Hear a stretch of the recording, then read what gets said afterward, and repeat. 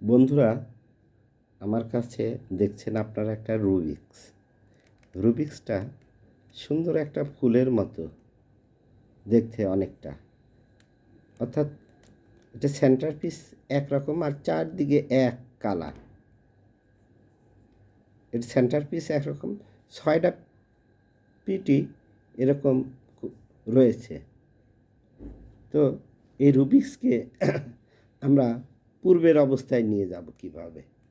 আপনি দেখতে হবে সেন্টার পিসের চারদিকে সাদা রয়েছে, মনে করুন এই সাদা সেন্টার পিস আমার খুঁজে বের করতে হবে। তো সাদা সেন্টার পিস এখানে রয়েছে। এই এই দুটার লাইনকে, দুই প্রান্তের এই সারিকে এই সেন্টার পিসের সাথে দিয়ে দিলাম, দুটো সারি এর সেন্টার পিস সে।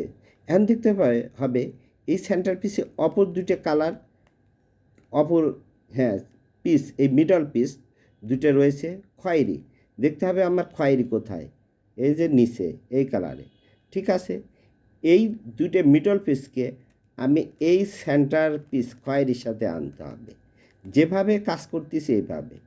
এখন এটার খয়েরির মাইনাস হয়েছে, এটা খয়েরির দেখতে হবে এর মিডল পিস কি রয়েছে। এই দুটো মিডল পিস রয়েছে সবুজ। ঠিক আছে, এই মিডল পিসকে দিতে হবে, এই মিডল পিসকে। তাহলে আমাদের রুবিক্সের সমাধান হয়ে গেছে।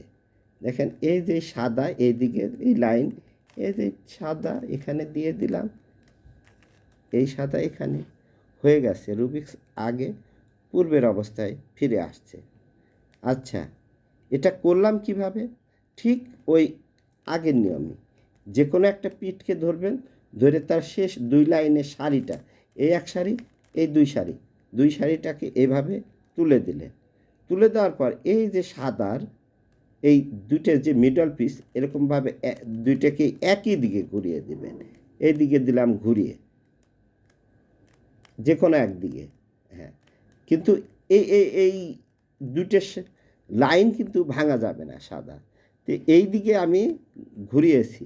এখন এই সাদার দুটো লাইন এই এখানে দিয়ে দিলাম, হয়ে গেছে এক সাইড। এই আচ্ছা, এই দিকে মিলে নাই, এইদিকে দেখতে হবে এই কালারগুলো কোথায় রয়েছে। এই যেখানে এই কালার হয়ে গেছে সেই আগের মতো। এটা একটা দারুণ কম্বিনেশান। বন্ধুরা, ভালো লাগলে দয়া করে একটি লাইক দিবেন। ধন্যবাদ সবাইকে।